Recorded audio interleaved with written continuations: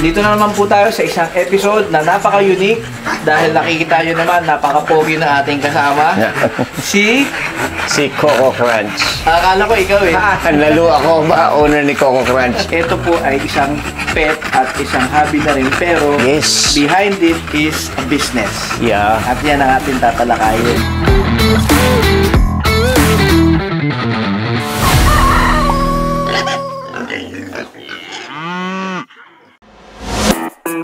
Pakilala natin itong ating sa harapan na napaka-pogi. Recently nanalo ng award. Ano bang show First, yun? ano siya bully show ni Mr. Nice Guy, TJ Vertusio. Kasi ang bloodline nito, ni Coco Crunch, is Crunch blood. Came from China. So, eto rin, he also came from China. Tapos, may category kasi doon na lahat ng Crunch blood paglalaban-labanin. So, nag-first place siya. Ano ba yung criteria para manalo ng isang ganitong breed sa isang competition? May mga tinatawag na kasi, yung gating. Gating means palalakarin mo. Sa dog show, ganun eh. Stacking, yung patatayuin mo siya, dapat hindi siya kikilos. Pero, number one pa rin yung looks. Para mapansin ka nila, kailangan may X factor yung aso mo. Pakita naman yung KCD, oh. Very chunky, tapos yeah. ang sarap ihagam. Sungit, no? No. By the way, he's a nano-exotic. Sit. Oo. Ang nano-exotic is, siyempre, yung pag sinabi mong nano, the size. Ang exotic, pag sinabi mong exotic, yung ilong niya, sobrang pango, hindi siya dapat lalagpas ng 2 finger yung muzzle niya ng ganyan. Hanggang dyan lang dapat. Pagka lumagpas na siya, they consider it as an American Bully. They are both American Bully, pero sila ang category nila is yung exotic. Exotic na siya. Sa nano na size, siya lang ang nakakatalo ng ganyan, up and down dyan. Most of the time kasi, yung mga nano, minsan hindi makatalo ng ganyan kataas. Pero, hindi ko tinrain si Coco na ganyan. Basta nung nakuha ko siya, na-acquire ko siya, ganyan na siya. Very agile. Smart dog siya. Yeah. Kasi, hindi siya nagpupup sa ibang place, kundi sa CR. Pag nandun sa loob ng bahay ko, either dun sa shower room o kaya sa CR mismo, hindi siya pupunta dun sa dining area or sa sala or what. Hindi. Ito, kaninong anak to? Kay Coco, panganay na anak ni Coco to. Ito, quality din siya. Mas malapad siya kay Coco, mas maliit siya kay Coco. Kaya lang, siyempre, iba yung tatay, yung ulo, mas malaki yung ulo. No, mas malaki yung ulo ng tatay, tsaka yung kulay. Coco. Yan. Pero, siya, mababa din siya na Pwede ka mawakan? Pwede yan. Sobrang bait yan. Sobrang bait yan. Yan lang masungit si Coco. Nakadila pa. Pero yan, mabait yan. Ito, male or female? Male. Ayun yung kapatid niya, female. Wiggle yung tail. Wiggle. Oops, no. Ito si Zelda. Anak din ni Coco yan. Anak ni Coco. Kapatid niya, second batch. Second litter nila. Same mother? Same mother. Yan. Ito yung foundation female ko. Sobrang baba nito, nano. Ano siya? Si Coco kasi 9 inches. Ito 8 inches.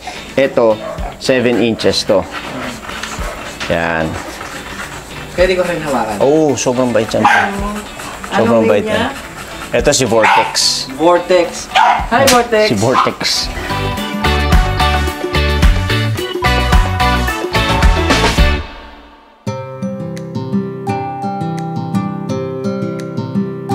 So, ngayon, ang gusto naman nating marinig, yung tungkol sa'yo. Paano ka nagsimula? Diba? Yan. Sino ba? Sino bago nag-alaga na makita si Coco? Before ako naging breeder ng American Bully Exotic, sa call center ako. Call center agent ako for 12 years. 12 years? 12 years. Tapos, maganda yung sahod kasi nasa sales ako. So, kaya lang napansin ko, nakakapagod. Everyday, gigising ka ng maaga, papasok ka, sasakay ka ng train, nakakapagod. Sabi ko, magbe-business ako. Nag-start yan, meron kasi akong mga friend na nag-offer sa akin before, pitbull. Ayoko kasi hindi ako nagdo-dog fight. Ngayon, yung ex ko, niregaluhan siya ng brother niya ng half Aspin, half pitbull. So ako, sabi ko, bibili ko ng kapares niya kasi lalaki, bibili ako. Bumili ko ngayon, American Bully na. Eh yung nabilan ko ng American Bully ko, nagdo-dog show. So sabi niya, sama ka sa grupo namin, ganyan-ganyan. So paano ba yan? Sabi ko, ayoko kasi nag-dog fight. Hindi dog fight yun, dog show. So pinag-aralan ko, 2012, hindi ko binibilang kung magkano yung dog food na pinapakain ko sa kanila. Binibreed ko, tapos bibenta ko ng kahit na mura, basta alam kong maaalagaan ng ano. Tapos, hindi ako masyadong kumikita during that time. Hindi ako kumikita. Pero masaya ako kasi nagdo-dog show ako. Nakilala ako sa dog show. Magaling yung mga aso ko, ganyan-ganyan. Pero hindi ko makuha yung highest price na grand champion kasi ang dami ng import. Now, nag-pandemic, 2019. May nagharap sa akin customer na ang gusto niya quality. Pinakita ko yung mga quality dogs ko, pero gusto pa rin niya mas quality. So, naghanap ako import. Meron ako nakakilala na breeder, nag-i-import siya. Nagpatulong ako, baka po pwede tulungan niya ako mag-import. Sabi niya, sige. Pero hindi naman niya binigay sa akin yung contact. Ayaw niya. So, ang ginawa ko, lahat ng kakilala kong breeder sa Pilipinas na may kakilalang mga Amerikano at Chinese, inisa-isa ko yun para hanapin yung breeder. Na-bump ko ngayon yung owner ni Crunch. Si Coco Crunch, galing siya, anak siya ni Demon Crunch. Yung Demon Crunch, well-known yan all over the world. Maraming gustong kumuha ng anak niya. Si Coco, hindi yan for sale. Nagkataon lang na naging close ko masyado yung owner ni Demon Crunch. Tapos, si Coco, sa isang customer niya yon na hindi binibenta. Sinabi ko, baka pwede mo akong tulungan, pakiusapan mo, bibiling ko si Coco. At doon na nagsimula ang iyong success. Oo, grabe.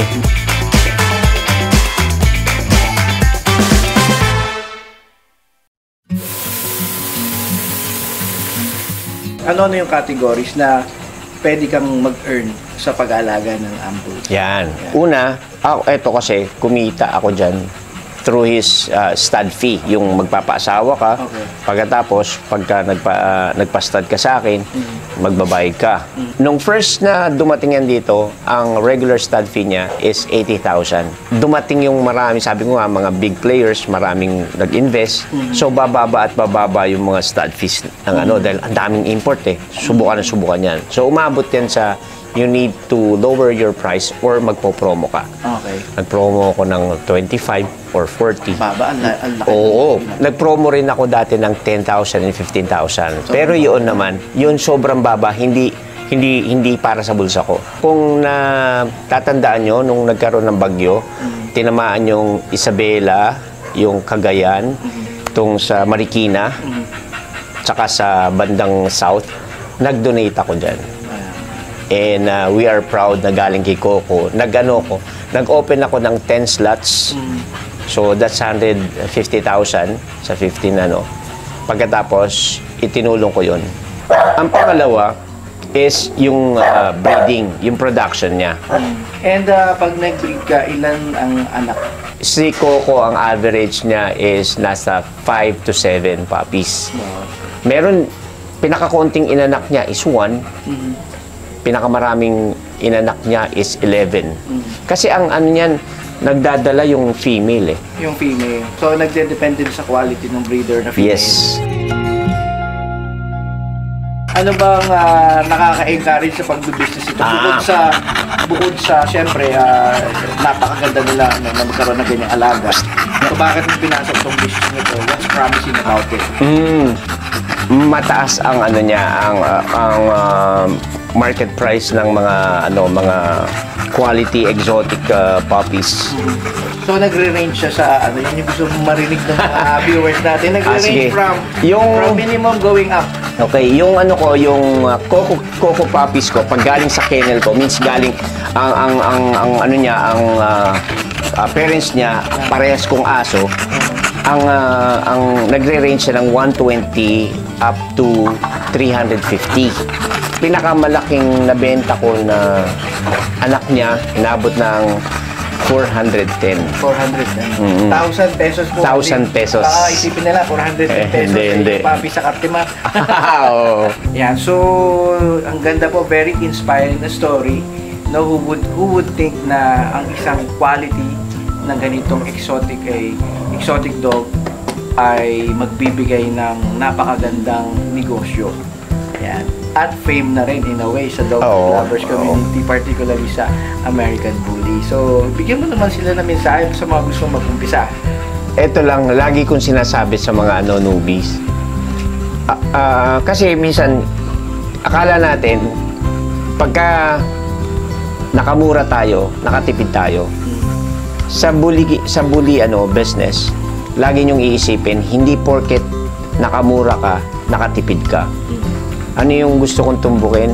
Kung bibili ka ng aso to start with a business, lagi mong tatandaan quality, number 1. Kung halimbawa, bibili ka lang for pet, huwag kang bumili ng mahal. Kasi mura at mahal, same love ang binibigay niyan. Dahil Walang price yun. yes. Pero kung gusto mo ng business, huwag kang bibili ng mura. Bakit? Lagi mong isipin na sana kung bibili ka, mag-start ka ng business ng pag-aaso, isang bili ka lang. Yun importante. So, one time, big time, Yes. quality ang ilalabas. Yes. So, napaka-unique na episode. Coco, agree ka ba sa agree? Agree! Hello, Coco! Galit. Grabe. Sungit.